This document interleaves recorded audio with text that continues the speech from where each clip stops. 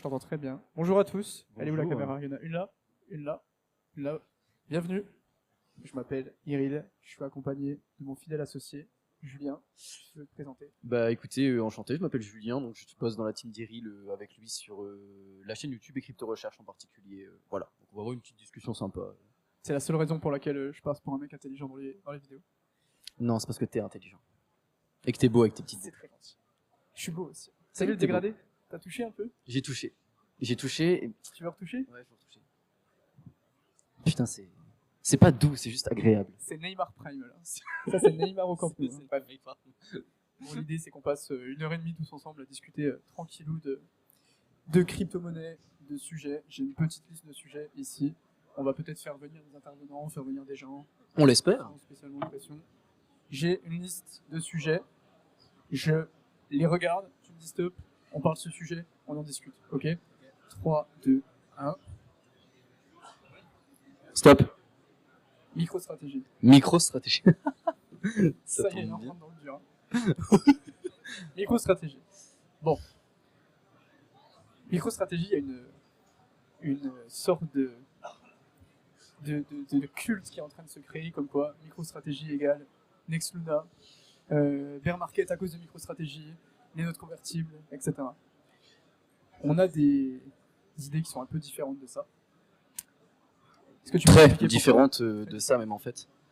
Je pense que MicroStrategy c'est un petit peu le sort de, en ce moment, selon moi en tout cas, c'est un peu un alien de la finance où très peu de gens vont vraiment creuser en détail la structure de leur dette, pourquoi ils sont endettés, comment ils se sont endettés et la manière dont ils peuvent la traiter grâce aux différents produits financiers qu'ils sont en train de faire, grâce au Bitcoin qu'ils ont en trésorerie.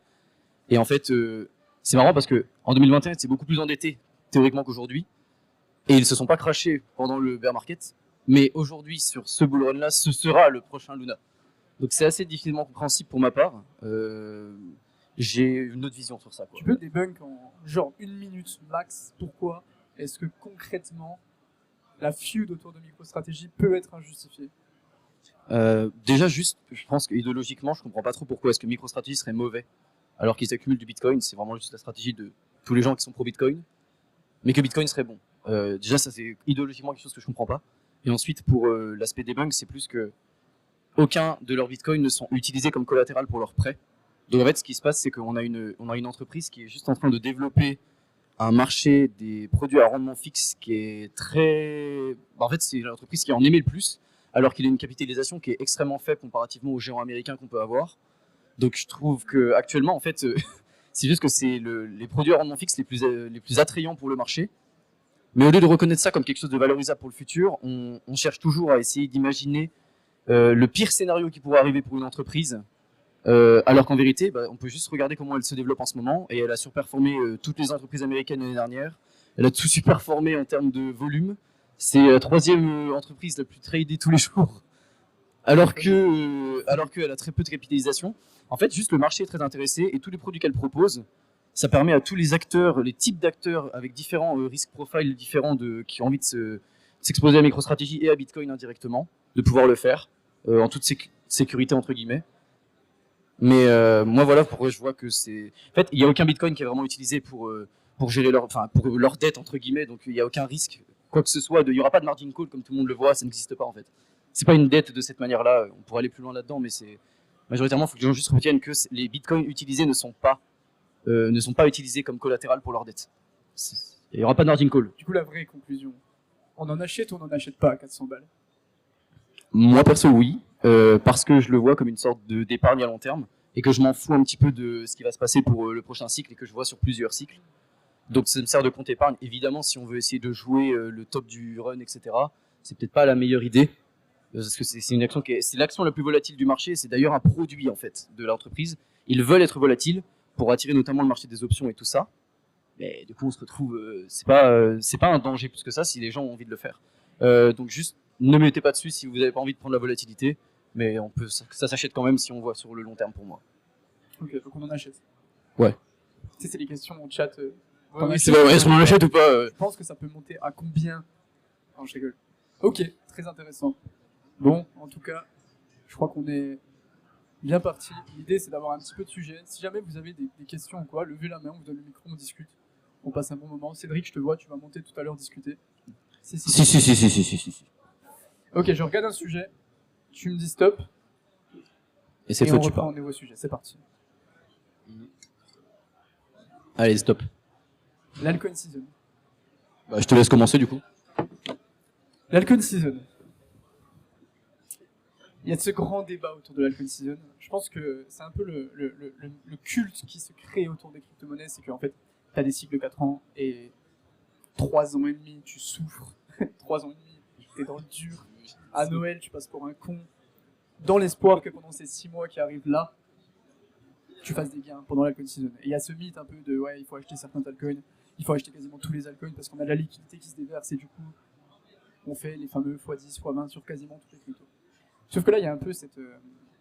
Je pense que c'est très régulier dans la période dans laquelle on est, mais ça va être de pire en pire en fonction des cycles. C'est est-ce qu'on aura une Alcon Season? Est-ce qu'on n'aura pas d'Alcon Season?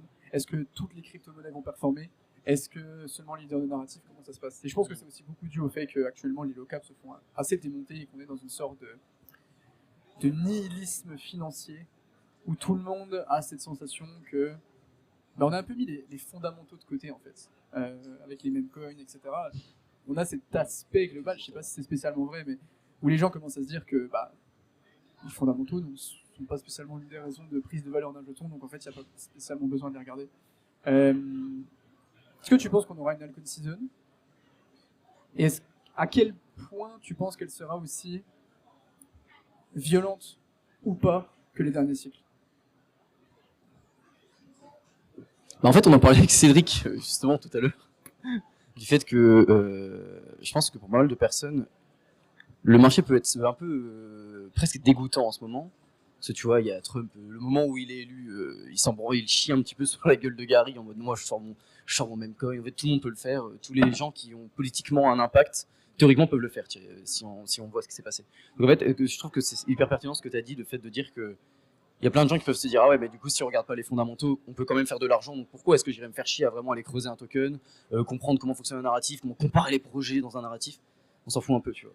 Donc je pense qu'il y aura une L season, oui, parce qu'en fait, malgré, c'est toujours pareil, la théorie du si en 2021 il y avait déjà une sorte de valeur ajoutée dans certains produits et qu'elle a continué d'être développée jusque ce cycle-là, pourquoi est-ce qu'on ne pourrait pas en profiter non plus à cette année-là? Pourquoi est-ce que les capitaux n'iraient pas vers des produits qui ont un market fit, qui font de l'argent globalement, tu vois?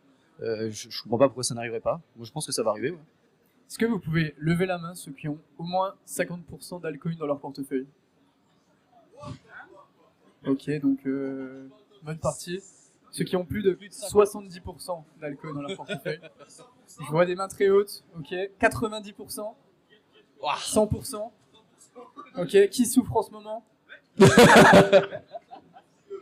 Ok. Ça va le faire les mecs. Ça va bien se passer. Non mais en fait il faut qu'on ait le doute sur le fait qu'il y ait une Alcon Season ou pas pour qu'on ait une Alcon Season. Pourquoi? Parce que l'Alcon Season c'est quelque chose qui est extrêmement mécanique. C'est les liquidités de Bitcoin, les gains de Bitcoin se déversent sur les altcoins. C'est mécanique, c'est la descente de liquidité.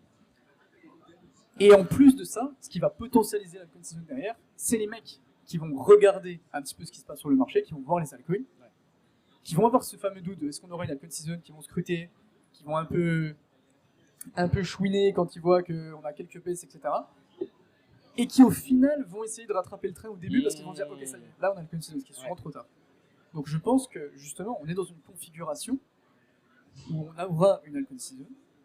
Je pense pas que ce soit une Alcon Season comme les précédentes, parce que forcément on a toujours un cycle dégressif, donc ce sera moins explosif, que ce soit en termes de multiples ou que ce soit en termes de nombre de crypto-monnaies. Il y a 36 millions, 38 millions de cryptos maintenant. Ouais. Forcément, toutes les cryptos peuvent pas exploser. Non. Donc, les cryptos qui vont exploser seront plus faibles.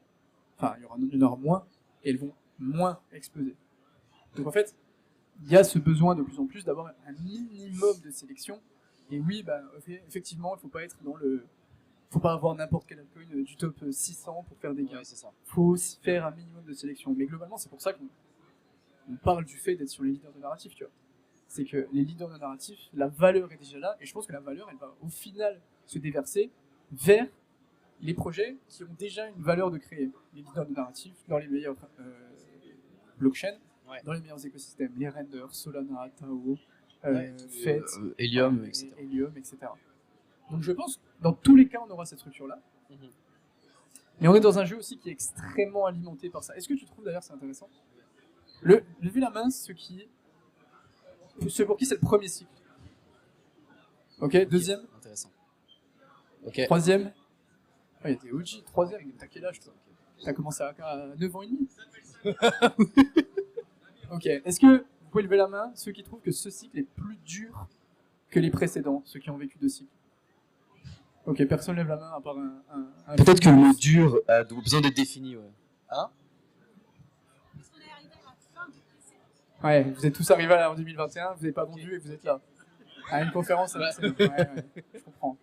Ça, c'est la spéciale. Ouais, c'est la spéciale. Ça, c'est le maxi best-of un peu. Mais j'ai un truc aussi là-dessus, c'est que, en fait, il y a peu de gens qui en parlent de ça et je trouve que c'est important de le noter aussi, c'est que personne ne veut que vous sachiez quand il va y avoir une all-season, en fait. Personne n'a envie que tout le monde soit bien positionné parce que les exchanges derrière, ils doivent donner de l'argent à ceux qui remportent de l'argent. C'est quand les mecs prennent des leviers, si tout le monde savait quand l'all-season partait, tout le monde va prendre des leviers au bon moment. Et donc tout le monde va faire des gains absolument fous, mais sauf que derrière, ceux qui raquent, c'est les exchanges en fait. Du coup, ces gens-là n'ont pas envie qu'il y ait tant de personnes à la fin qui soient gagnants. Donc, en fait, ce jeu est biaisé, mais au-delà de se dire, oh, c'est forcément biaisé. Non, il faut juste accepter le fait que c'est le game. Tu vois, c'est comme ça. Dire, il y a les impôts tous les ans, je peux faire en sorte de ne pas le prendre en compte dans mon budget et me retrouver baisé à la fin de l'année parce que je dois les payer. Ou je peux juste prendre en compte le fait que c'est dans le jeu, je dois y faire attention parce que eux, c'est leur business. Tu vois, c'est comme ça. En toute légalité, évidemment. En toute légalité, bien sûr. Mais ce que je veux dire, c'est que il y a pas mal de joueurs aujourd'hui, maintenant, dans ce cycle. C'est pour ça qu'il est les plus durs, c'est qu'il y a des joueurs, des acteurs beaucoup plus techniques et sophistiqués qui veulent pas que tout le monde y arrive parce que eux, ils doivent aussi faire leur pain derrière. Donc, je trouve que c'est intéressant quand même de noter ça aussi. Ouais, ça c'est intéressant. Est-ce que vous pouvez lever la main? Vous avez levé la main souvent. Hein. Ceux qui pensent qu'on aura une Alcon season. Ok. Est-ce que c'est parce que est-ce que c'est très relié au fait que vous avez beaucoup d'alcool dans votre portefeuille et que vous êtes un petit peu biaisé? Est-ce qu'il y en a qui pensent qu'on n'en aura pas? Est-ce qu'il y en a qui pensent que le bull run, le cycle est terminé? Ok. C'est beau quand même. C'est beau à voir, je trouve. Ouais. C'est beau à voir s'il n'est pas terminé ou si on est tous. Oui. Pour l'instant, il n'y a rien de beau à voir. Non, c'est intéressant. On va reprendre un sujet. Je vais scroll.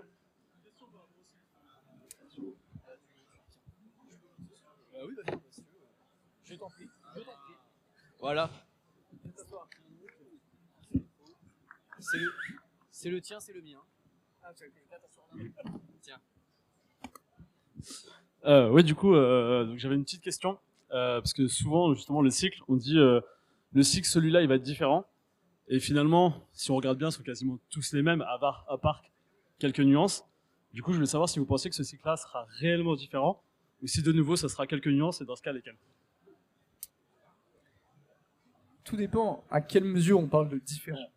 Je pense que 50%, voire plus, de la structure est similaire. Que ce soit la temporalité avec le halving, que ce soit le ratio dégressif de ok, en 2017 on a fait des gains, en 2021 on a fait des gains mais un peu moins, en 2025 on fera des gains mais encore un peu moins, c'est logique, parce que le bateau est plus lourd, il y a plus de capitaux.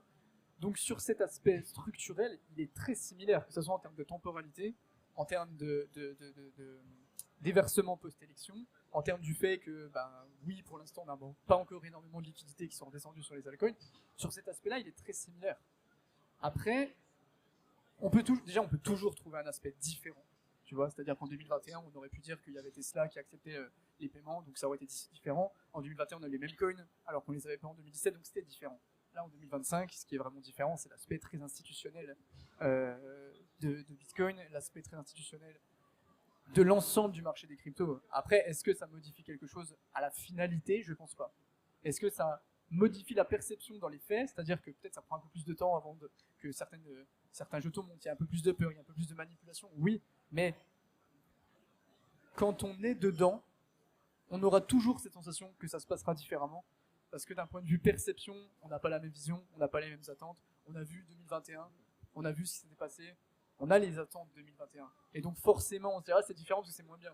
Bah oui, mais en 2021, on se disait c'était différent parce que c'était pareil. Donc je pense qu'on aura cette même structure, qu'on aura une altcoin season, qu'on aura une temporalité assez similaire, qu'on aura un bear market sur les altcoins, toutes les altcoins, sur Bitcoin aussi. Là après c'est ma grande interrogation, c'est à quel point est-ce que on aura un bear market sur Bitcoin. Est-ce qu'il y aura une décorrélation ou est-ce qu'on n'en aura pas?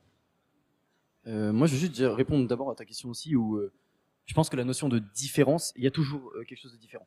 C'est-à-dire que, comme je disais tout à l'heure, les acteurs principaux du marché, ceux qui vont avoir le plus de capitaux, en tout cas positionnés, ça va être des acteurs très différents de ceux qu'on avait par exemple en 2021, où ce qui a vraiment lancé la grosse jambe haussière, c'était pas des acteurs comme par exemple ça peut être les trusts, les grands acteurs comme Grayscale, etc., ou comme les fonds de retraite potentiellement aussi. Mais donc forcément les acteurs sont très différents. Il y a un bout de choses qui changent dans les narratifs les plus intéressants, en tout cas pour capitaliser dessus si on est positionné sur les altcoins. Et ça a l'air d'être plutôt le cas. Donc c'est vraiment, il y a forcément quelque chose de différent. Et il y a aussi quelque chose que je voudrais noter, c'est l'aspect différent dans la relation émotionnelle qu'on a avec notre gestion de capital. En 2021, j'avais pas du tout la même relation avec mon portefeuille que j'ai en ce moment, parce que qu'on le veuille ou pas, c'est putain de dur. Il y a eu des 6 mois lents, on voit des choses qui se passent, et même si on est convaincu qu'on a les plus grandes convictions de l'histoire, attendre 6 mois comme ça où tu vois ton portefeuille, c'est du capital qu'on a gagné quand même assez durement pour la plupart d'entre nous. C'est quand même dur de voir cette énergie stockée faire ça tout le temps, c'est hardcore quoi. Donc je dirais que pour ça c'est forcément très différent. Par contre je pense que non, dans la structure même, en termes de temporalité, on va avoir cette BTC dominante qui va tomber sous les 50. En tout cas c'est ma théorie, c'est pour ça que je suis positionné sur les altcoins, sinon je resterai sur Bitcoin globalement. Mais par contre je pense qu'on aura un bear market sur Bitcoin, simplement parce que ça suit les cycles de liquidité, comme on en avait parlé déjà. Le business cycle, donc le fait que plus les entreprises, les particuliers ont de l'argent à injecter sur le marché, plus théoriquement ils peuvent prendre de risques. Et en plus, combiné au nihilisme financier qu'on parlait, où tu as envie de prendre plus de risques, ça fait monter tout. Mais ça suit en fait cette notion de cycle. Il y aura jamais de l'argent en abondance tout le temps. C'est pas possible. Et du coup, il y a forcément des up and down. Et je pense que Bitcoin n'est pas voué à arrêter de monter. Enfin, il va arrêter de monter pendant certains moments aussi. Je le vois pas continuer de faire une ligne droite absolue vers les 2 millions, c'est pas possible. Donc il va y avoir aussi des respirations. On l'aura. Je pense qu'on aura un bear market sur Bitcoin. Peut-être moins violent, parce qu'il va y avoir aussi, on prend juste par exemple MicroStrategy, on en parlait avant, qui vont être intégrés dans des ETF, par exemple le S&P 500, le Nasdaq. Donc c'est en fait des investissements passifs. Tous les fonds de retraite, etc., qui investissent dans ces fonds-là, vont mettre de l'argent sur ces entreprises-là, peu importe le prix, en fait. Donc il y aura toujours une sorte d'investissement passif, comme une sorte de pression acheteuse passive. Je pense pas qu'on aura des aussi gros drawdowns, mais il y aura des drawdowns quand même. Voilà. Merci pour ta question. Ouais, c'est super. Merci beaucoup. Si vous avez des questions, encore une fois, n'hésitez pas. Oui.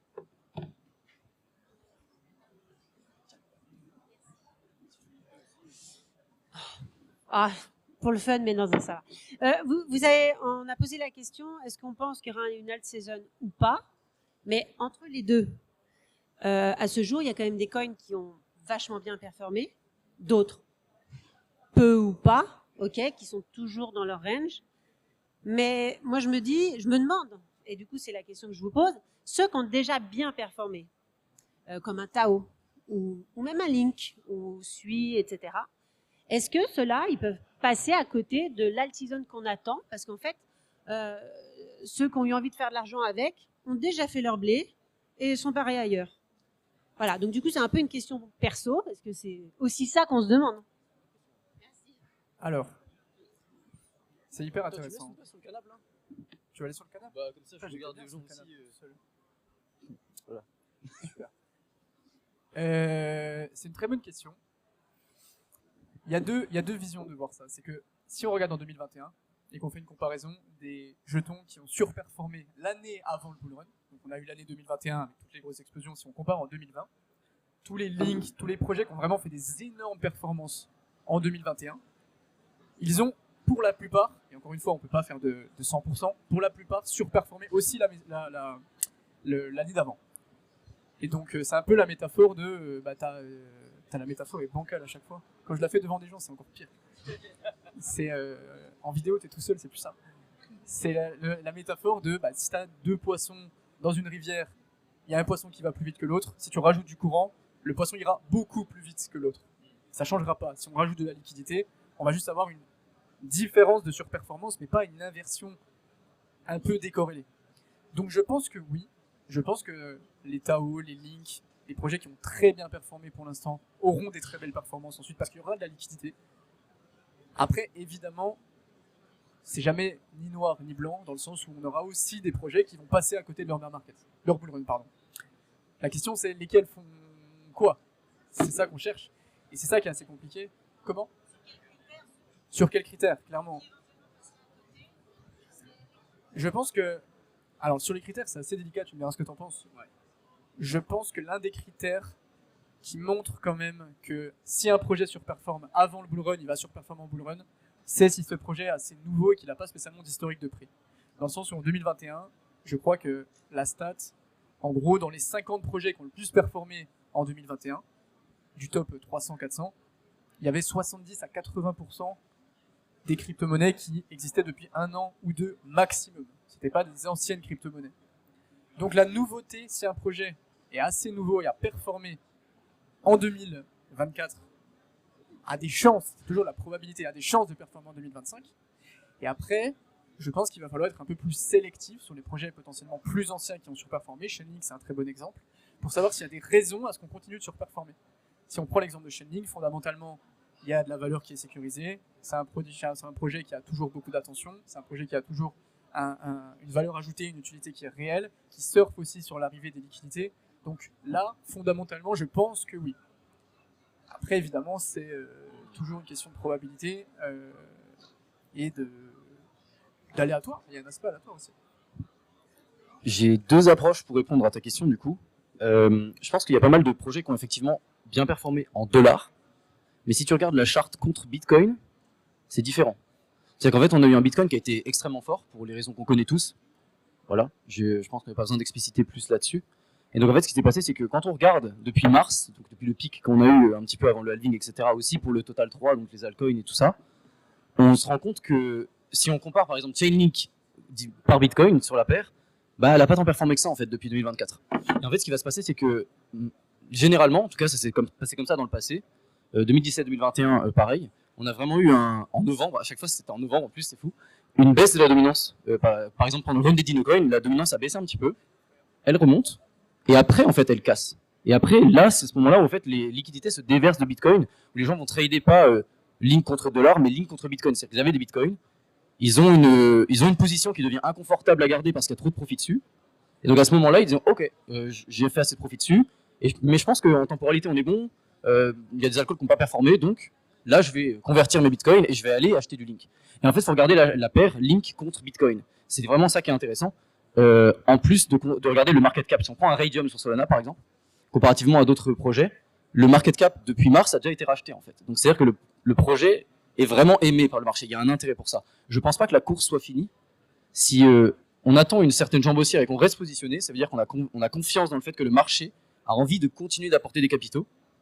Donc si en fait votre paire contre Bitcoin, elle s'est pas spécialement crashée, qu'elle a continué de ranger, etc., ça va peut-être baisser pendant que Bitcoin va refaire une jambe. C'est ce qu'on pense aussi. Enfin moi c'est ce que je pense.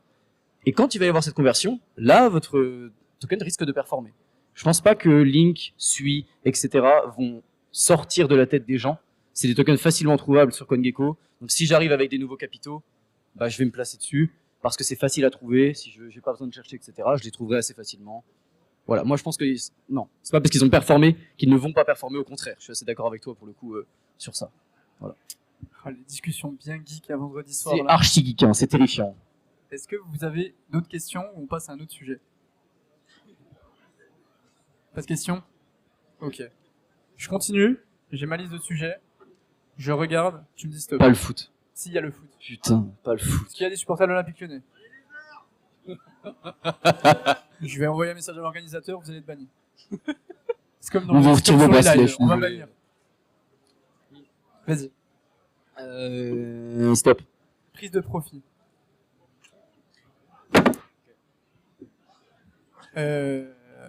Bah, je sais pas trop comment commencer ça. Est-ce que vous avez levé la main ceux qui ont raté leur prise de profit en 2021? Levez la main ceux. Ah ben on est moi aussi. Hein. Levez Salut. la main ceux qui ont déjà une prise de profit établie pour ce cycle. Ok. Ok, intéressant. Ok. Il y a plusieurs façons d'aborder sa prise de profit. Est-ce que vous l'abordez plutôt avec un multiple Vous avez, je sais pas, 10 000 dans votre portefeuille, vous visez 40 000. Est-ce qu'il y en a qui l'abordent avec un multiple? Est-ce qu'il y en a Ok, intéressant. C'est la première façon d'amener la prise de profit. C'est-à-dire aussi je le vise temps. un certain multiple. Il y a la temporalité. Est-ce qu'il y en a qui l'abordent avec la temporalité en disant par exemple à partir d'une certaine période, au mois de mai, ou alors c'est l'un des critères, au mois de mai, ok. Plutôt des indicateurs de surchauffe. On va essayer d'aller chercher le top de marché. Qui me suit. Est-ce qu'il y en a qui savent pas et qui vont juste attendre quand je dis que je vends? Il n'y aura plus rien, j'aurai tout, ouais, c'est vrai que j'aurai tout dump. Et mon énorme bague. Et est-ce qu'il y en a qui ont une prise de profit par palier? Palier de prix, ouais. Alors la prise de profit par palier, je pense qu'on est beaucoup à l'avoir et c'est intéressant comme discussion. C'est que la prise de profit par palier, elle est intéressante dans le sens où on a besoin d'une notion tangible en se disant ok, je suis positionné sur Solana, il vaut 250, j'ai une prise de profit par palier en fonction de voilà, plein de trucs, Fibonacci, market cap, peu importe, à 350, 500, 600. Ok.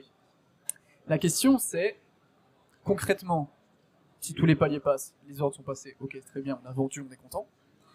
Mais si on arrive dans une situation où on est par exemple, je sais pas, au mois de novembre, on voit qu'on n'est pas loin du top de marché, que certains paliers vont pas être atteints, comment est-ce qu'on structure une sorte de gilet de secours en se disant ok, mes paliers sont pas atteints, je dois vendre? Et la réponse à ça que j'ai souvent quand je discute avec des gens de ça, c'est oui, mais quand je sens que ça surchauffe, je vais commencer à vendre. Vous n'allez pas sentir que ça surchauffe.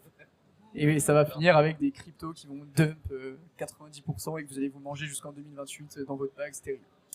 Donc comment on fait concrètement? Comment on aborde ça? Les paliers sont pas passés, on est en novembre, on a fait un ATH, on a 130 000.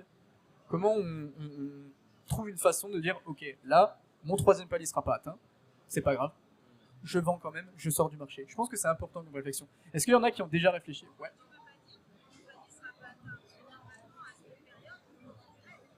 Je peux pas dire que mon palier sera pas atteint parce que normalement à cette période,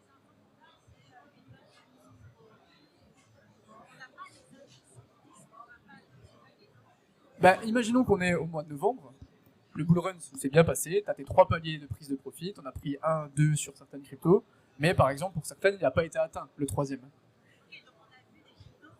On a vu des cryptos performer, mais la réalité c'est qu'on va arriver à un moment où 70% des paliers par exemple auront été atteints, peut-être 100%, je vous le souhaite, mais en général c'est plus un peu plus bas, certains paliers n'ont pas été atteints, et la question c'est, est-ce qu'on les laisse vraiment traîner en bear market de manière à ce que au final certains paliers sont pas atteints et le truc dump, ou est-ce qu'on trouve des solutions pour quand même éviter ça? Moi, mon approche, c'est vraiment de... En fait, il y a soit tous mes tokens vont monter avec le marché et c'est parfait. C'est-à-dire que tout monte en même temps, et du coup, on prend nos profits en même temps, tous les paliers arrivent en même temps. Ce serait parfait. Mais c'est vraiment pas comme ça que ça va se passer. J'en suis quasiment sûr. Je ne peux pas partir du principe que le meilleur scénario que j'aimerais va arriver. Donc, il faut que je me prépare à tous les scénarios de merde possibles qui pourraient vraiment juste être contre-indication totale sur ce que moi je pensais. Donc je pense que avoir toujours moi personnellement je me sens pas à l'aise avec l'idée d'avoir des targets de prix parce que j'en sais rien en fait. Et donc je sais qu'il y a plein de gens qui estiment pouvoir voir leur target et tout va très bien. Et si vous êtes à l'aise avec ça émotionnellement, vous dites ok, je suis confiant dans ça, je vais respecter mon plan, c'est très bien. Mais personnellement ça me plaît pas. Donc ce que j'ai fait plutôt c'est j'établis une liste d'indicateurs qui m'indiqueraient que là ça commence à puer. Je trouve que le marché est archi surévalué pour certaines raisons. Donc on pourra en parler si vous voulez, mais c'est pas vraiment la question là. Et donc, dès que ces indicateurs vont se déclencher là, à ce moment-là, je vais juste sortir en DCA de sortie, je m'en fous des prix. Donne 3 indicateurs les plus importants pour que les gens puissent... Donc pour moi, c'est alors pour Bitcoin en particulier, ça va être la Power Law que je vais suivre. Ça va être l'indicateur qu'on a sur Crypto Recherche. Voilà. 10% avec Iril 10 off. Et le dernier, ça va être aussi le RSI Monthly et d'autres indicateurs plus techniques comme ça. Mais j'essaie de pas trop complexifier la chose.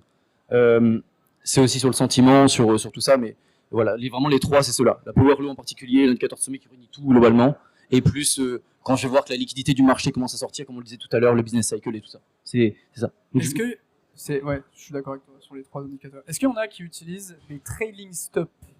Levez la main. Est-ce qu'il y en a qui connaissent pas? Levez la main.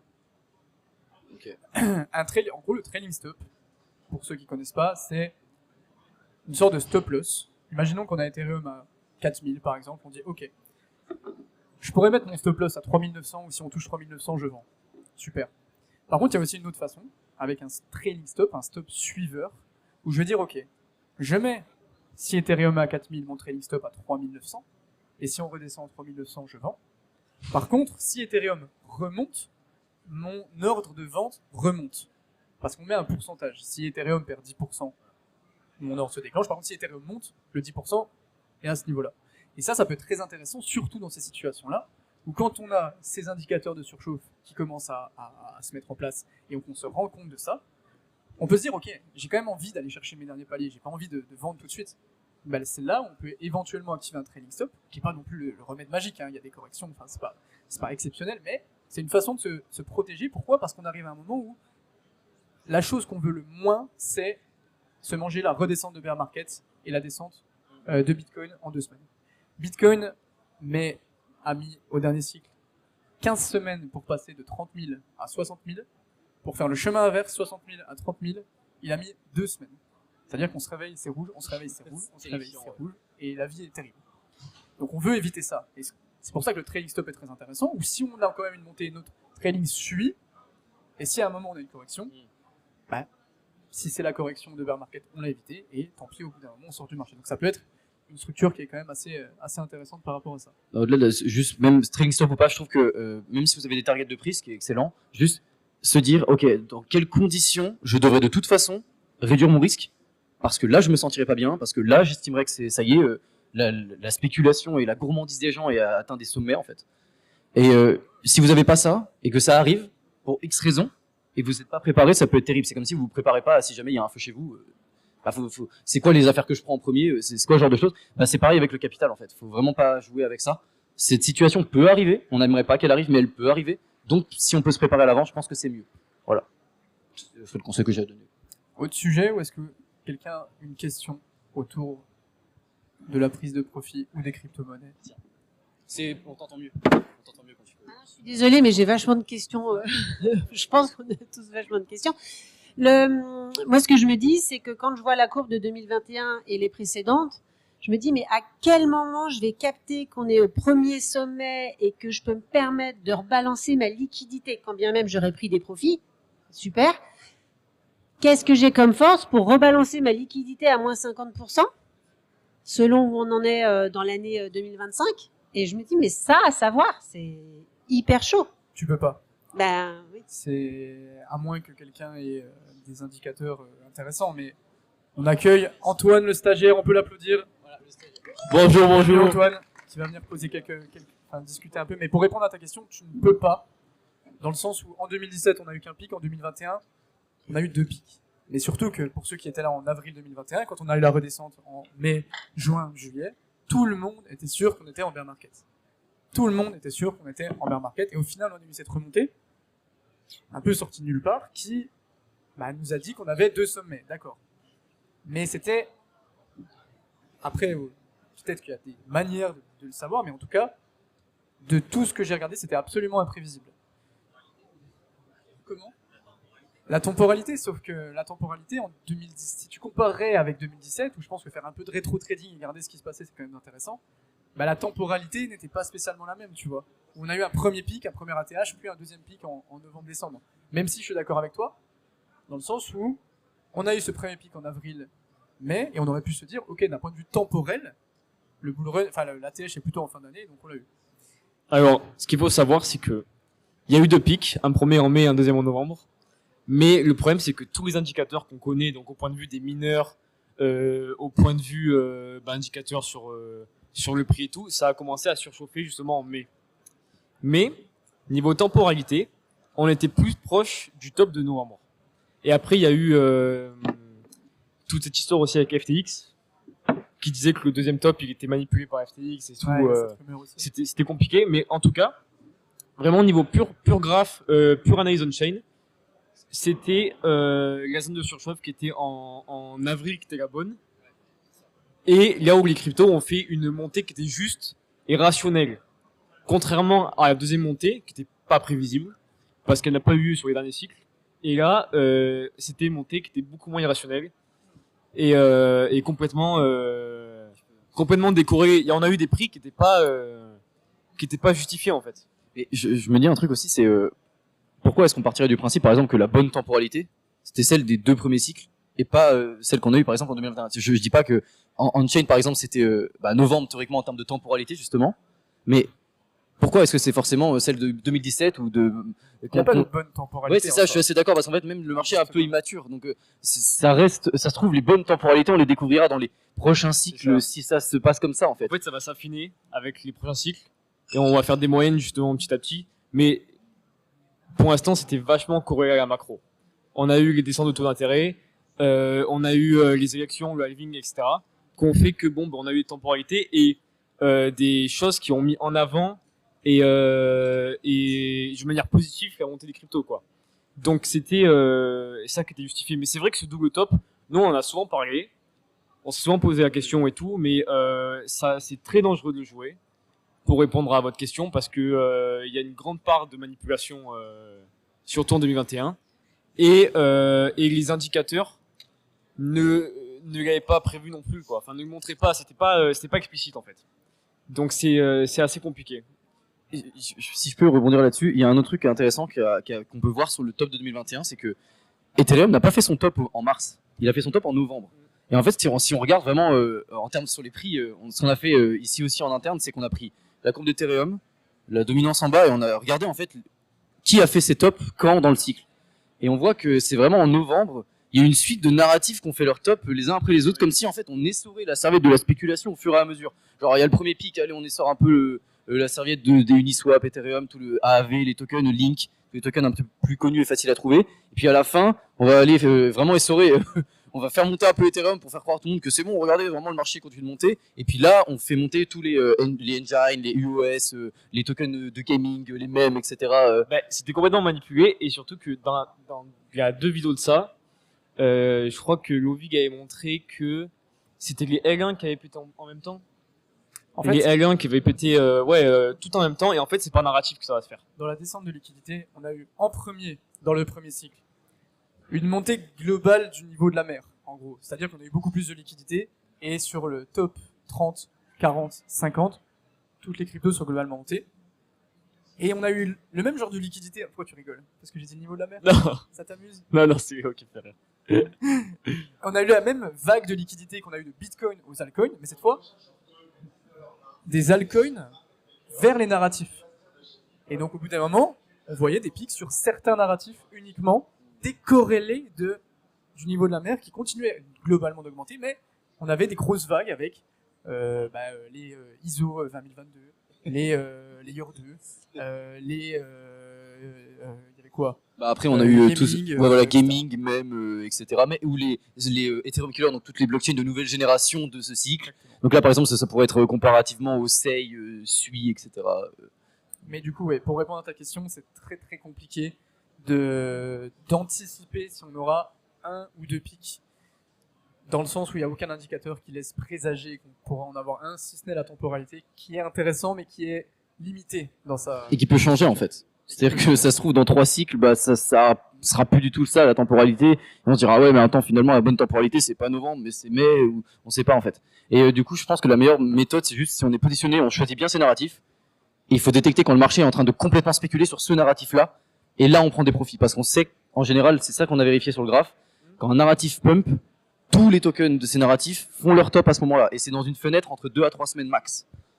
Donc, vaut mieux être positionné, attendre que le marché fasse n'importe quoi et l'observer correctement plutôt que d'essayer de trop vouloir trop timer, je pense. Faut se laisser guider plus qu'essayer de guider le marché, je pense. Exactement. Laissez-vous guider. Tout va bien se passer. Si vous avez des questions, sinon on va prendre un autre sujet. Non. Parfait. Peut-être regarder les questions du chat aussi. Je sais Il y a pas un s'il y en chat. a un. J'ai le droit de lancer la peluche, un peu comme au mariage. Vous me rattrapez. Si vous voulez voir le chat, il faut aller sur le YouTube de... Ok, Ok, je vais regarder on de va changer suite. Ouais, je te dis stop. Il a pas répondu pour la peluche. La voix est sortie d'absolument nulle part, j'ai eu très peur. De l'enceinte. Stop. Les low-cap. Ok. Est-ce qu'il y a des gens qui sont positionnés sur des projets low-cap? C'est quoi qu'on dit le cap? C'est-à-dire J'allais y venir. En dessous de 100 millions de market cap. Levez la main. Ah, Est-ce quand qu'il y a des même. petits déjeuners ici? J'ai entendu Levez la main, un levez la main, petit. soyez pas fatigués. Ah, Il y en a qui sont positionnés sur des mêmes coins. ok. Est-ce qu'il y en a Oui, il y en a sur beaucoup. des- en dessous de 20 millions de market cap, des toutes petites crypto-monnaies. En dessous de 10 millions. J'ai l'impression d'être au big deal. En dessous de 100 000. Ah, peut-être pas quand même. Bon, il y a des cancres. Ok, donc Acheter du beaucoup à- GMT. On Il y est a des beaucoup à camps. être positionné sur des crypto-monnaies assez low-cap. C'est un débat qui est intéressant dans le sens où ça fait un moment qu'on parle plutôt du fait de se repositionner sur les crypto-monnaies de narratif, de leaders de secteur, leaders de narratif, parce que on n'aura pas énormément de liquidité pour tout le monde. Sauf que des low-cap ont performé, des low-cap performeront. Donc la question qu'on peut se poser, c'est concrètement comment on va pas partir du est-ce qu'il faut en acheter ou est-ce qu'il faut pas en acheter, on peut faire des gains, il y a un niveau de risque récompense qui est différent, mais comment est-ce qu'on trouve, et est-ce qu'il y a eu un changement de sélection des low-cap actuellement, ou alors comment est-ce qu'on essaye d'optimiser son cycle pour faire le plus de profit ou le moins de pertes qui est en gain sur ces low-cap? Ah, vous êtes beaucoup moins quand même. Sur comment on optimise ces analyses pour trouver les low-cap les plus performantes. Est-ce qu'il y a une façon un peu plus Alors, propre? je vais ressortir une stat qui veut pas dire grand chose, mais quand même, ça peut vous éclairer. Sachez qu'au cycle de 2021, on avait 1 million de cryptos en tout, donc de tokens qui étaient créés. Et là, on est à 36 millions, soit x 36. Ça veut dire que les low cap qui avaient été créés au premier cycle, elles étaient beaucoup plus corrélées à une juste valeur et une vraie utilité. Il y avait les layer 2, tout ce qui venait s'agréger sur les blockchains et tout, et qui rendaient des services qui étaient nécessaires pour l'évolution de la blockchain. Et là, avec 36 millions de cryptos, forcément, vous vous en doutez, elles n'ont pas toutes une utilité qui est nécessaire.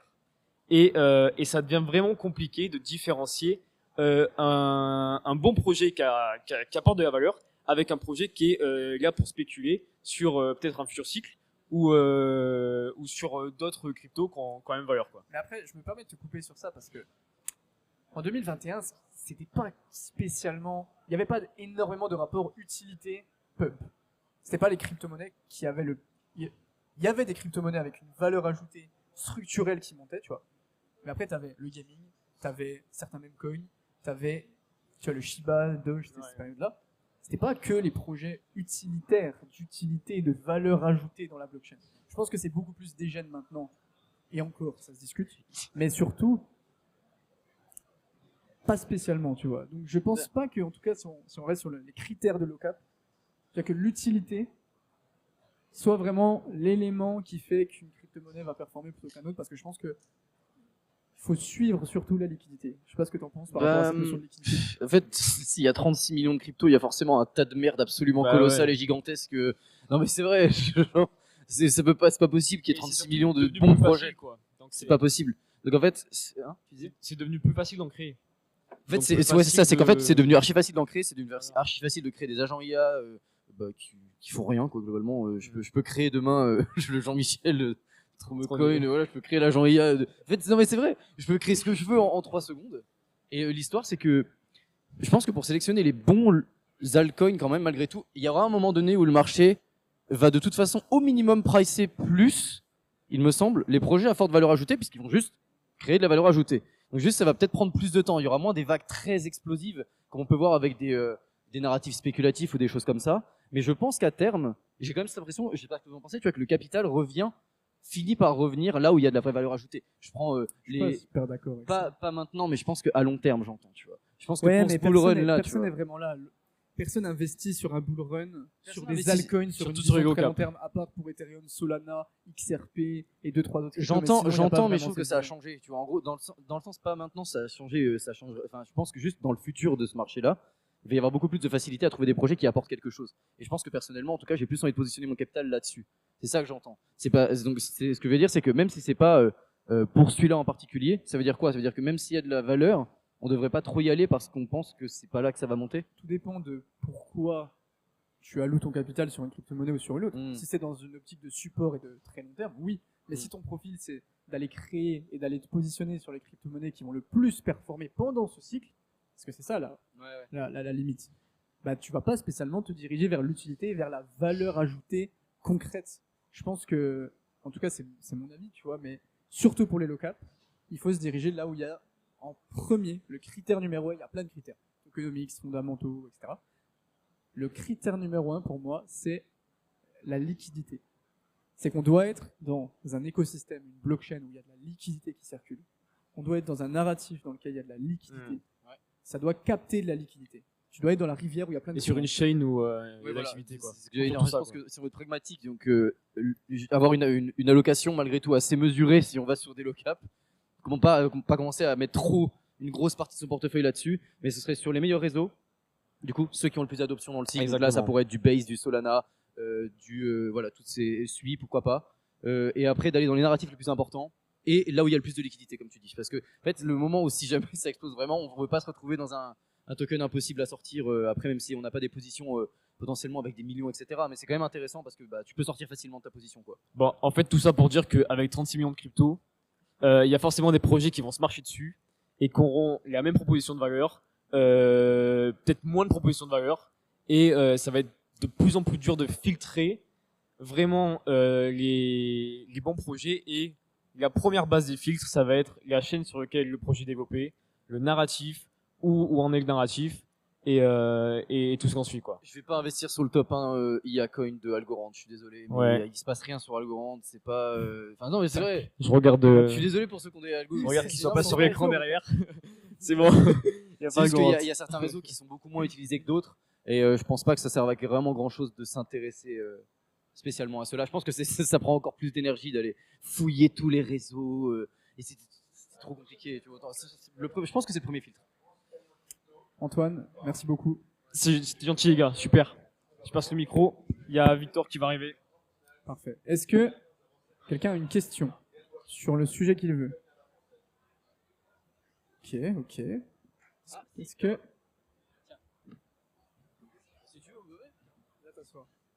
Alors, sur le sujet que je veux, j'avais une question justement. Quand même un cadre. Tu préfères quelle équipe entre PSG et OM? Non, PSG. je voulais dire, par rapport au DAO, qu'en est-il en ce moment sur vous, chez Crypto Recherche? Est-ce que vous avez un scope sur les DAO? Et est-ce que c'est à l'heure actuelle, les DAO, elles ont un intérêt surtout pour les agents IA, ou il y a des DAO que vous voyez qui arrivent à faire quelque chose qui génère de l'intérêt, mais qui n'est pas un agent IA? Enfin, bref. C'est une bonne question. Pour ceux qui ne savent pas ce que c'est une DAO globalement, c'est organisation décentralisée. C'est en gros, on utilise la blockchain pour créer une équipe et pour faire des tâches ensemble. Globalement ça. Le truc c'est que le système est vraiment stylé. Donc, du coup c'est pas pyramidal, c'est très horizontal, il y a une sorte de hiérarchie qui se met en place. Sauf que putain ça traîne, c'est lent les DAO. C'est que en fait c'est le problème, c'est que là si je dis ok on va créer un portefeuille et qu'il faut que ici on soit tous d'accord sur le portefeuille qu'on crée. Je veux dire, ok, est-ce qu'on investit sur Solana? Levez la main ceux qui veulent qu'on investisse sur Solana. Il y en a 2 qui disent non, on veut pas, on n'investit pas. Donc on refait, et on négocie.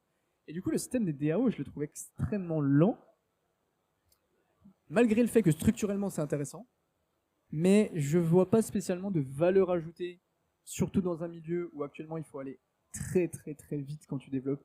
Il faut s'adapter, il faut changer de structure, il faut changer de vision, faut, surtout avec l'IA, avec tout ce qu'on voit. Et la DAO, c'est un peu à l'encontre de ça. Et la gouvernance décentralisée perd beaucoup les gens. Tu vois, on prend l'exemple de Cosmos, c'est un peu ce qui a perdu Cosmos, c'est qu'on a cette gouvernance, ils ont dit ok on fait des améliorations, ils ont fait un gros papier, 80% des gens étaient d'accord, 20% n'étaient pas d'accord et du coup ils l'ont pas fait.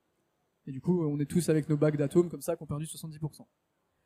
Et donc les DAO, je pense que c'est peut-être quelque chose qui peut se développer pour l'instant, mais en tout cas d'un point de vue, je sais pas si c'était ta question, mais investissement, projet d'investissement.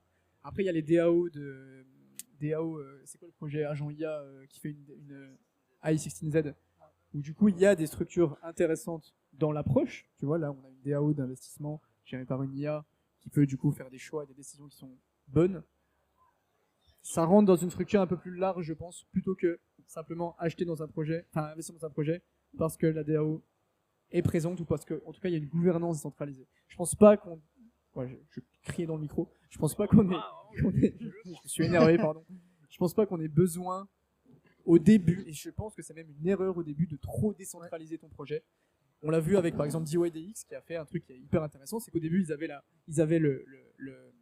un format très centralisé et petit à petit, une fois qu'ils avaient le produit, ils ont laissé les rênes en disant ok, on vous laisse un peu de liberté, un peu plus, jusqu'à ce qu'au bout d'un moment le projet soit souverain. Et ils sont même pas sponsors. et donc on voit ce système-là et je pense que la décentralisation trop vite, c'est lent, ça avance pas, ça attire pas. C'est surtout dans la gouvernance, en tout cas, pas dans la structure de blockchain, etc. Ouais, je vois. Merci beaucoup. Bah, avec plaisir. Ah oui, tu pourrais. Ok, parce que en vrai, si tu veux rester. Mais comme tu veux, mais vous m'entendez? Ouais, ça marche? J'ai pas l'impression que ça marche. Ah, ok, ouais, là ça marche mieux. Ok. Ouais, en gros, moi je pense quand même qu'il y a une certaine utilité. On prend Jupiter, la DO marche bien. Tu vois, il y a des projets comme ça où ça marche plutôt bien, c'est quand même fluide.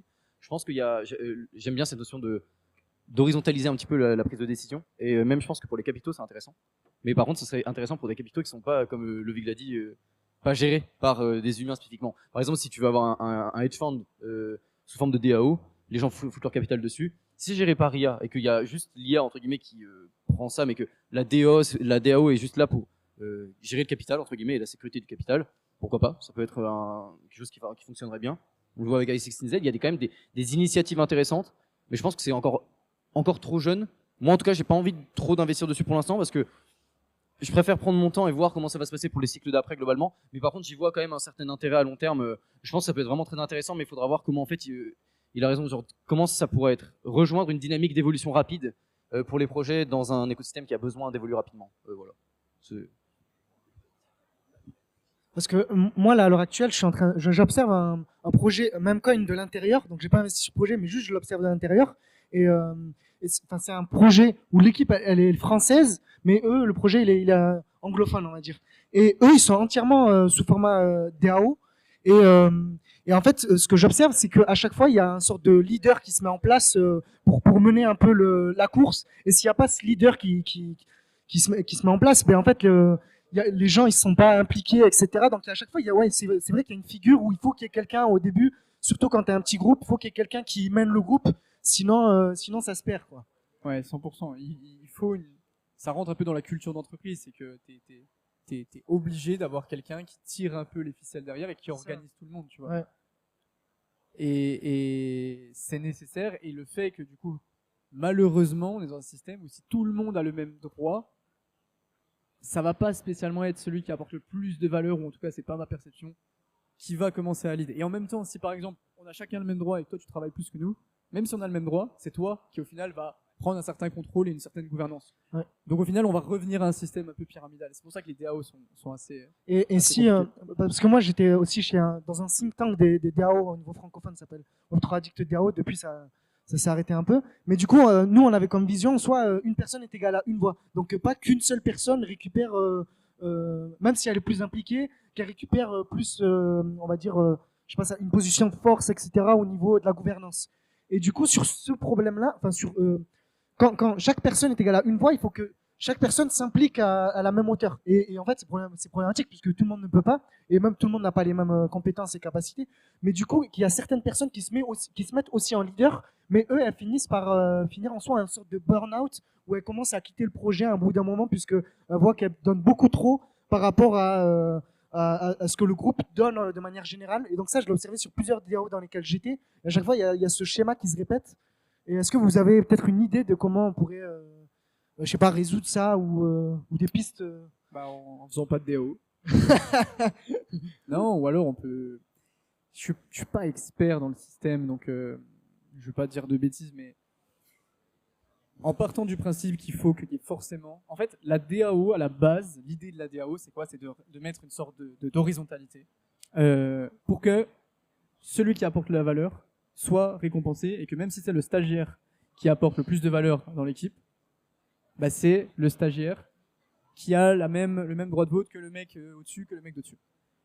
Mais il faudrait du coup dans les DAO trouver un système où celui qui apporte de la valeur monte de manière automatique dans la pyramide et qu'on ait une sorte de méritocratie comme ça, et pas que il reste le mec qui a juste un droit de vote, et moi je fous rien dans ton projet, et j'ai le même droit de vote que toi, et du coup juste j'annule ton vote si j'ai envie, et toi t'es dégoûté, et tu vas faire ton projet ailleurs.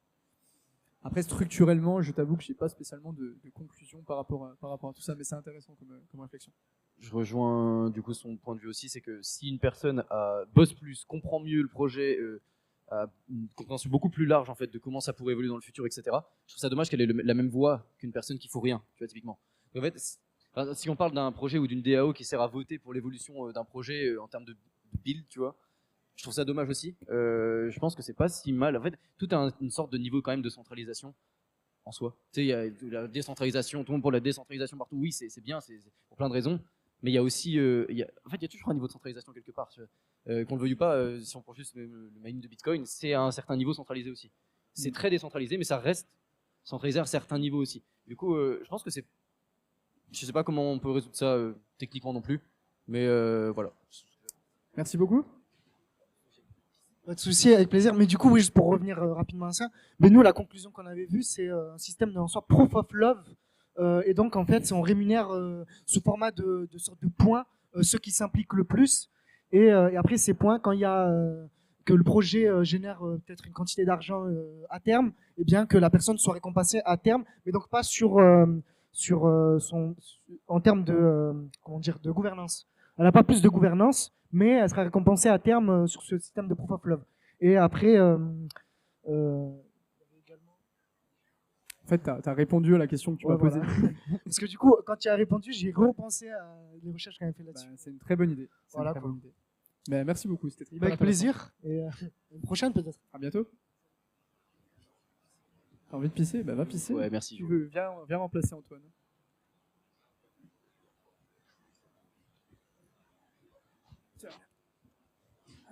Ah.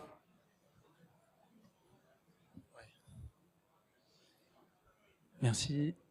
Ouais, je t'ai découvert à travers Paul Crypto Formation que je recommande. J'ai une question par rapport à BitTensor et la relation avec DeepSeek. J'ai cru voir que DeepSeek utilisait en partie BitTensor pour ses calculs, mais j'ai du mal à trouver des traces, des preuves. J'ai l'impression que c'est hyper intéressant parce que c'est un cas d'usage, c'est le premier cas d'usage, j'allais dire, qui pourrait... Concret de BitTensor. Ouais, c'est un premier cas d'usage concret qui est une plateforme visible mondiale qui pourrait même démontrer comment dire, l'éthique qui manque à la crypto parce qu'aujourd'hui on est banni direct.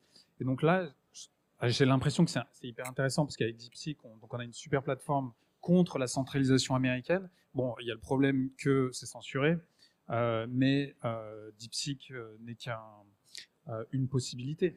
Et d'ailleurs, c'est une autre question, mais si DeepSeek est open source, est-ce que ça voudrait dire que c'est d'autres questions, ça, que OpenAI puisse réutiliser DeepSeek ou que n'importe qui puisse créer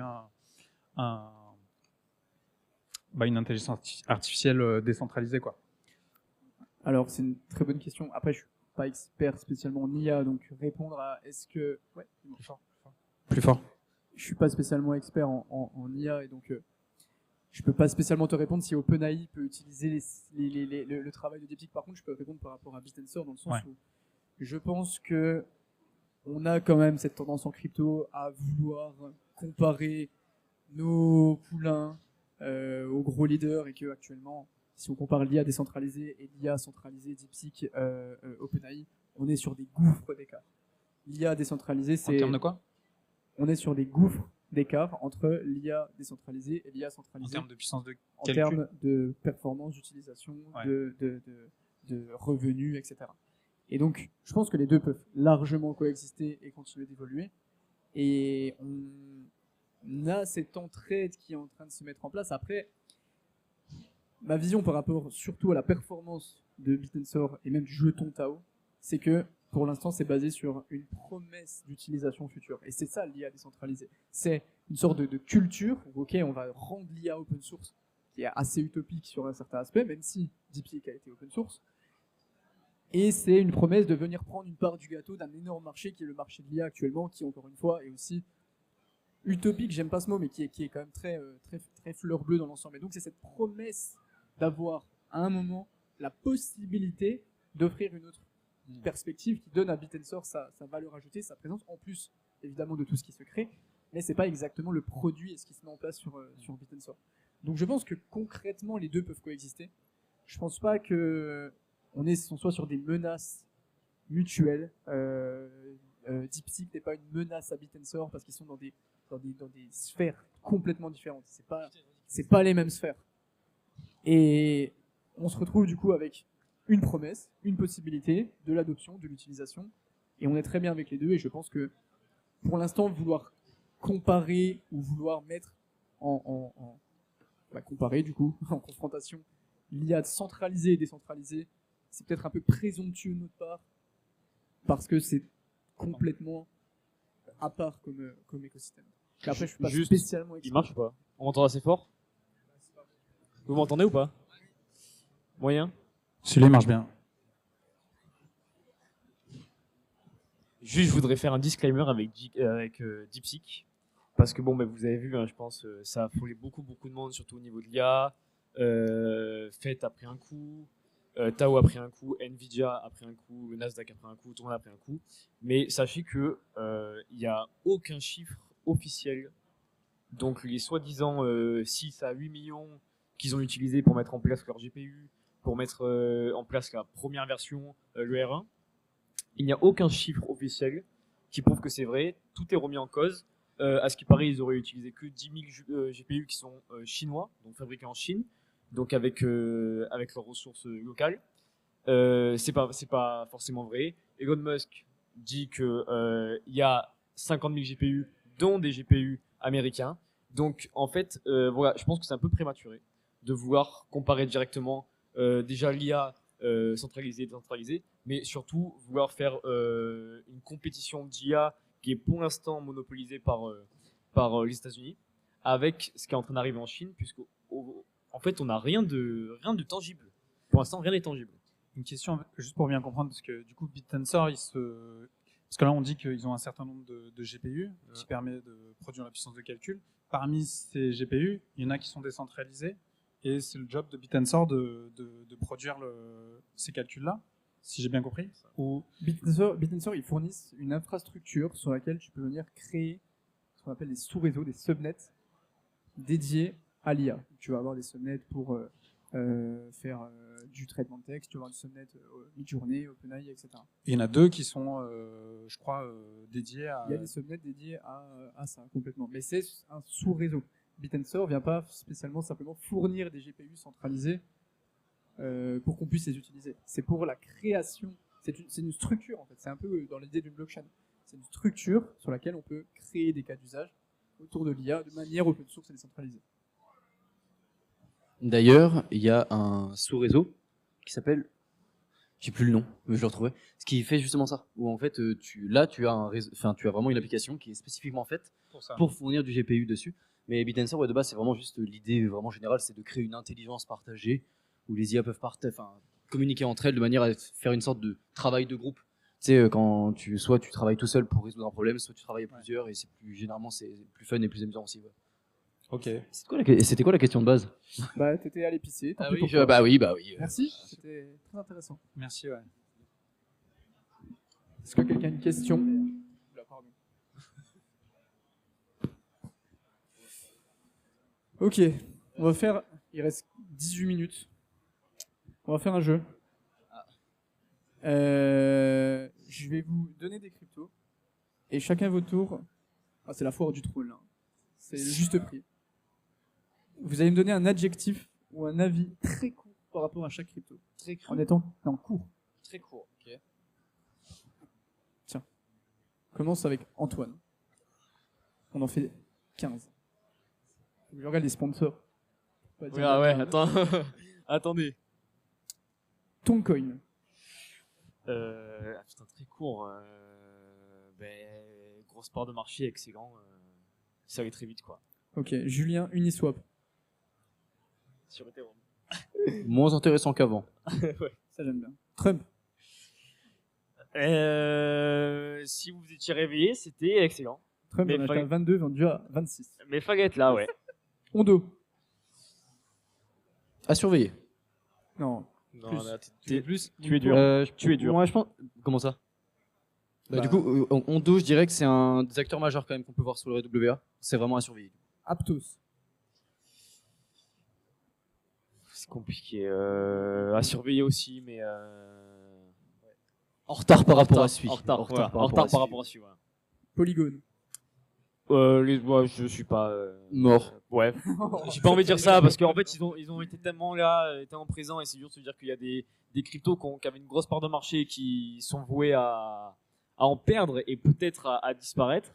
Mais c'est vrai que ça fait de la peine de voir des géants perdre de la place comme ça, quoi. Mais j'ai les sensations que le rebranding et le changement de token tuent les projets, surtout pendant une certaine période. Ben, on verra avec Sonic là. Polygon. Mais Sonic, c'est pas si mal. Mais On verra avec Sonic et on verra avec Fate là, ce qu'ils ont fait avec Atom. Assi. Ils ont un beau site. Ils ont un très beau site. Faites autour sur de le ça, ils site. sont bien faits. C'est C'est excellent. très intéressant, mais pour l'instant, en tout cas, moi, je trouve dans ce cycle moins intéressant que d'autres. Voilà. Radium. J'adore. Ok. Très Injective. Injective. J'ai pas assez creusé, je pense. Pas d'avis non plus, spécialement. J'en ai une petite part, mais ouais, non, Et quand même, si un peu, activité on-chain un peu bizarre. Dans ce qu'on Non, avait ils s'en vu sortent, avec les ils chiffres, s'en sortent. mais ils s'en sortent. Ils Voilà, s'en ça a sortent, l'air ils d'être s'en plutôt sortent, mais intéressant c'est quand même. pas Même au niveau des comme, perpetuals, ils ont quand même des voilà. volumes et tout. pas comme ouais. Radium juste avant, mais ils s'en sortent et c'est pas trop mal.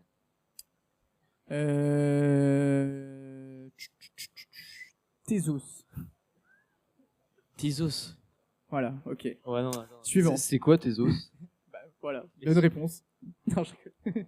Tezos, c'est une blockchain française, c'est français Tezos, qui a levé énormément d'argent au dernier cycle, qui l'a utilisé pour sponsoriser les Formule 1. Non, c'est Ah, mais oui, globalement c'est une blockchain qui a perdu pas mal d'activités et pas mal de Ah ouais, hype. non, non, bah non. Et je pense que ça a été un peu le syndrome des blockchains qui ont trop levé, un peu comme EOS qui a levé plus d'1 milliard. Et bon, sans rentrer dans les détails, parce que je sais pas ce qui se passe à l'intérieur, mais quand tu lèves 1 milliard pour ton projet, que tu as une trésorerie qui se rapproche, parce que quand tu lèves en général, t'as pas la trésorerie que tu lèves, bref. C'est compliqué de se motiver une fois que tu as levé 1 milliard pour avoir une blockchain d'activité, etc. Donc c'est un peu ce syndrome des blockchains qui lèvent. Qui lève un peu trop, ouais. Ouais. Et quand du Des mal à équipes- redistribuer des équipes après, qui se quoi. fatiguent, quoi. Voilà, c'est ça. Arweave. T'as dit quoi? Arweave. Arweave, extrêmement intéressant parce que le stockage décentralisé en général, c'est quelque chose qui va se développer beaucoup. Je trouve le produit assez sous-évalué sur plein de. Quand je les compare avec les concurrents comme Filecoin, Storj, etc. Pareil, très à surveiller avec AO aussi et tout ce qui se passe. C'est à surveiller, dessus, ils ont ouais. déjà très bien performé. Surtout depuis contre le début Bitcoin du cycle. d'ailleurs. Et c'était une des performances qui étaient justifiées et qui étaient vraiment très très belles. Enfin, je sais pas si vous avez déjà vu la chart, mais elle est vraiment vraiment jolie. Et c'est tout le prix est rationnel, tout le suivi du prix est rationnel. Et le stockage décentralisé, c'est peut-être un des domaines qui va toucher le plus rapidement le Web 2, c'est-à-dire l'utilisation concrète et l'adoption en fait. Donc, Je vais fort, faire fort. de l'émergement de sites Web 3. Je sais que les nœuds augmentent bien, ils ont fait x2 en un an. Ils ont quoi, genre peut-être 0,2% du marché du stockage actuellement en termes de capacité de stockage. Donc ça reste très faible, mais je pense qu'il y a un très gros potentiel justement parce que ils ont pour l'instant une part de marché qui reste assez marginale. Allez, encore 3. Axie Infinity. J'ai un avis moi sur Axie Infinity. Ouais, j'ai pas d'avis. Je pense qu'il va y avoir à un moment cette hype des projets mal aimés. Mana, Axie Infinity, EJLD, Ouais. Sand. Pas ce mot. Il a dit UOS. Ouais. On va avoir un narratif de ces projets mal aimés qui vont Oui, mais ça va être justement, à un narratif moment, en entier. Genre, Ouais. voilà. Tous les projets, on va les mettre comme ça. Et je pense qu'ils vont pas en même temps. En plus, d'accord. FTX. surtout, en plus, il y a du, Enfin, ouais, tu vois, FTP. Mana, du gaming et tout. Ça va revenir. Ça va revenir. En fait, il y a forcément des gens qui vont se dire, il y a un truc à faire sur cette crypto, on s'y met tous en même temps et bonne chance à ceux qui s'en sortent, quoi. Exactement. Mais ça sera pas justifié. Allez, dernier. Ça va être une mêlée générale quoi. Ça va être, ça va pas être beau à voir. Render. Render, moi, j'adore. C'est sur Sogana, très très gros volume. Il s'en sort très très bien. Et pareil, c'est assez stable au niveau des data. Et surtout, le niveau d'adresse active, c'est vraiment impressionnant.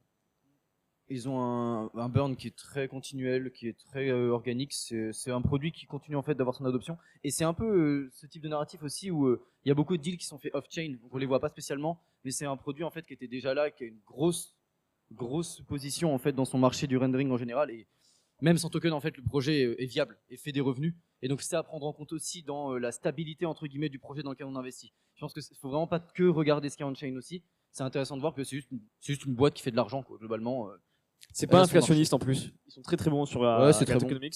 Seul truc, c'est que pour trouver des infos C'est une cata. pour trouver des infos on-chain sur Render, c'est mais un enfer. On dirait que, je sais pas si c'est fait exprès ou pas, mais Non, ce c'est- que tu trouves pas, c'est plus le nombre de GPU qu'ils ont. mais c'est etc. insupportable. Mais par C'est contre, pour des le projets- reste, ça se trouve quand même. C'est des projets qui font beaucoup de deals privés aussi.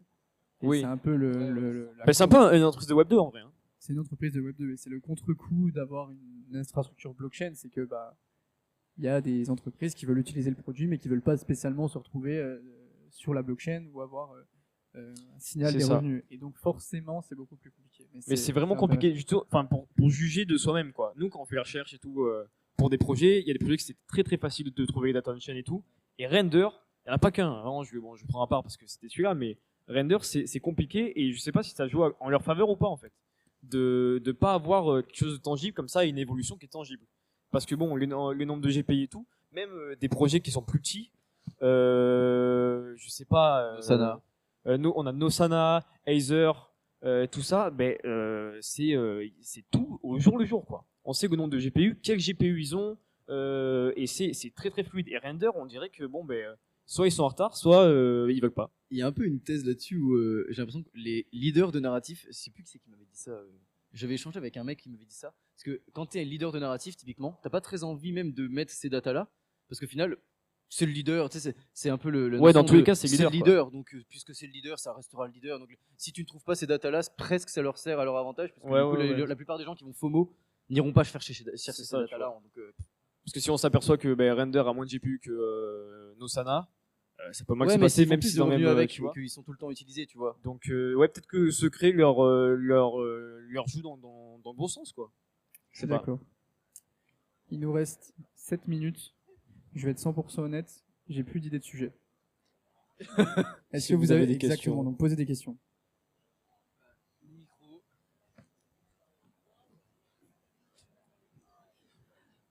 Oui, j'avais une question par rapport à l'arrivée massive des institutions.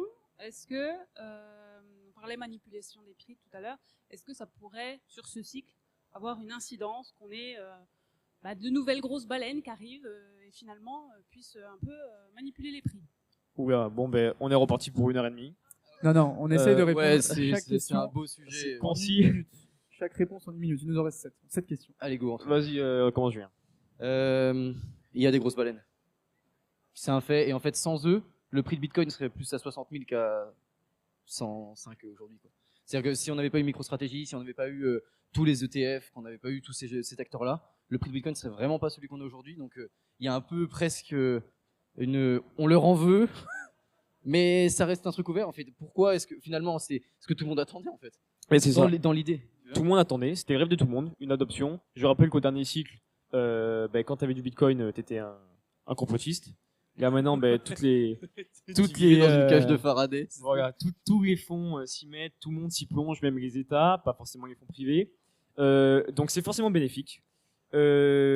Et ce qui, je pense, votre question, enfin ce qui dérange beaucoup de monde, c'est qu'ils bouffent de la supply en fait, et ils bouffent du pouvoir par la supply. Donc ça peut être inquiétant peut-être à long terme, mais en tout cas sur le court terme, mais en tout cas sur ce cycle, je pense que c'est que bénéfique. C'est que de l'exposition, c'est que de la validation par de grands noms. On va dire 1 minute. Et il m'a coupé et j'ai oublié ce que je voulais dire. Pardon. Donc conclusion, il y en a, il y en aura toujours, et à moins d'en devenir une, on va devoir faire avec. Et on peut en devenir une. Non, Julien, je te vois. J'ai un truc intéressant à dire quand même. Allez, 20 secondes. 20 secondes. leur but à eux, c'est d'être là sur le long terme aussi. Ils sont pas là pour perdre de l'argent. Donc en fait, je pense que c'est au final, d'un point de vue même idéologique, plus bénéfique pour nous que l'inverse. Juste, ça change un peu les règles, il faut s'adapter, mais ils sont pas là pour que le marché crache, c'est pas leur but non plus. Ça change les règles, ça changera sûrement la structure du cycle dans la temporalité et dans le retracement que fera Bitcoin s'il y a un bear. Là, sur les derniers cycles, on était autour des 74%, je pense, de retracement. Là, on sera forcément moins. Mais sachez que là, actuellement, on est aux 105 000 dollars. Et enfin, je regarde tous les jours, ça rachète très très fort. Ça rachète en masse. C'est des milliards. Il y a MicroStrategy à racheter pour 10 000 bitcoins, 1 milliard de dollars de bitcoin. Et c'est que bénéfique. C'est que de la pression. Et surtout, si la pression se propage sur plusieurs états, quoi. Sur les états, enfin bref. Voilà. Enfin, les discussions de bar. Je vous Ah, laisse, les hein. discussions de bar. Est-ce qu'il y a d'autres questions? Tiens, tu peux y aller. Merci. Je vous ai senti très bullish sur Render. Et ma question, elle est Render. C'est vrai que soi-disant, il n'y a pas trop d'infos on-chain, mais quand même sur un projet, ce qui est important, c'est les revenus du projet. Et on sait que comme Render, il y a Akash aussi ou IO. Et les chiffres qui en sortent quand même, c'est que par exemple, un projet comme IO a des revenus beaucoup plus élevés qu'un Render, qui est, comme vous l'avez dit, peut-être le premier.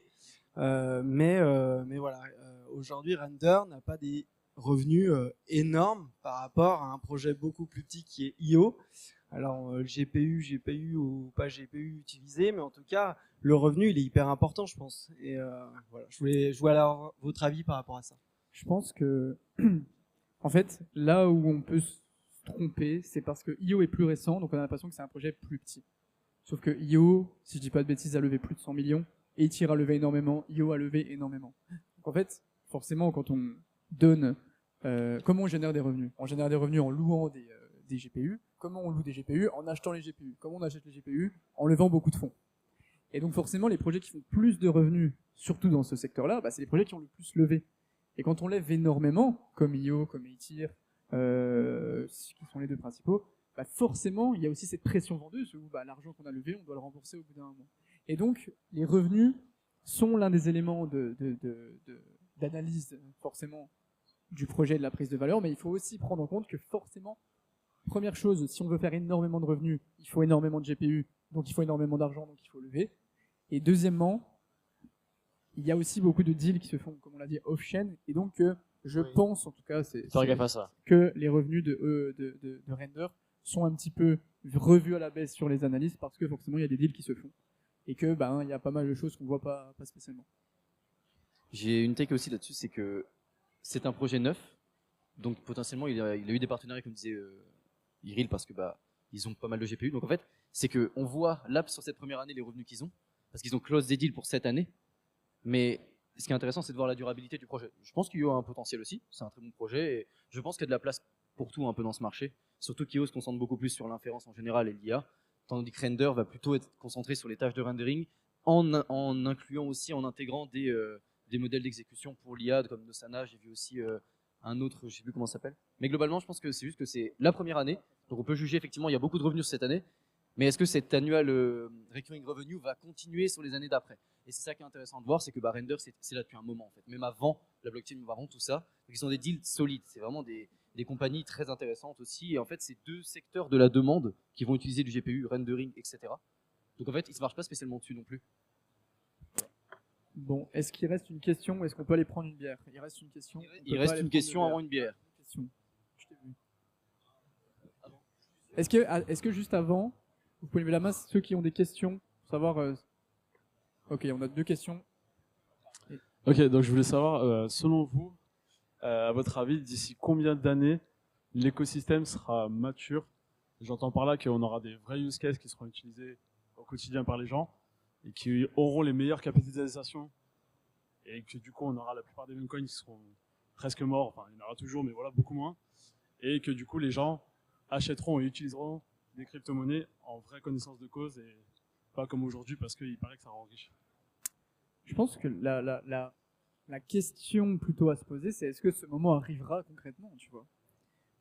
on est tous partis du principe que c'est surtout très 2021, la fameuse grande adoption des cryptos, etc. Mais pour l'instant, les cryptos sont des actifs d'investissement et de spéculation jusqu'à preuve du contraire, jusqu'à ce qu'un jour, et je pense pas que ce jour soit arrivé, même s'il y a la DeFi qui est un peu à part sur cet aspect-là, on ait des produits blockchain utilisés pour leur valeur ajoutée en dehors de la spéculation. Donc, je pense pas qu'on doive forcément forcer pour que ce jour arrive, parce qu'en fait, on est dans un écosystème ouvert à tout le monde.